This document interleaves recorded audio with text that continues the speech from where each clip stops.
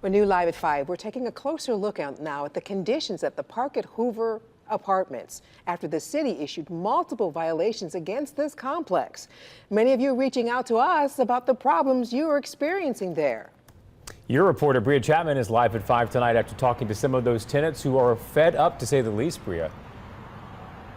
Yeah, that's right, Jonathan. So Stephanie Hairston has lived at the park at Hoover for over a year now. She says since moving in, the conditions have only gotten worse. Now, she says she's gone days without water and air conditioning to now there's a leak in her apartment with mold growing inside. This is the carpet inside Stephanie Hairston's apartment. She reported a leak to management on July 14th, and they told her it would be fixed by July 16th. A week later, and she says things have only gotten worse. Place where it's leaking is in a closet. It was a storage closet for seasonal items. Everything in the closet is ruined. My Christmas tree lights, bags, just different things that meant a lot to me. I'm a widow, and so I had some things that belonged to my husband, and those things I can't get back.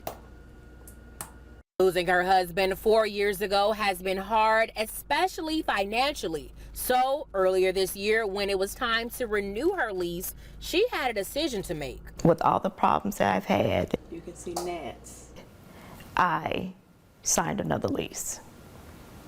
And I signed another lease because my rent did not increase. And that was better for me and my financial situation. Since then, it's never worked. For over a year, I've asked for it to be replaced. She says there have not been any improvements. But I hadn't had water for 6 days. I was having to go to my mother's to take a bath. My mom lives in Bessemer. I work in Homewood for 6 days.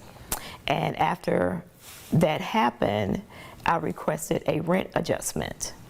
And my rent adjustment was $53.75. Hairston says at this point she feels helpless. It's almost like I don't know what to do. I don't know what to do, but it has caused me great anxiety. It has thrown my depression into overdrive, and all I want to do is to go to work and come home, and then I have this to come home to. No, I did reach out to the park at Hoover, and I was able to leave a voice message, but so far we haven't gotten a call back. Now, the city of Hoover did share this statement, which reads in part, the city has cited management at the park for a dozen of violations, and they are moving forward with prosecuting those violations in Hoover Municipal Court. In Hoover, I'm Bria Chapman, WBRC, Fox 6 News on your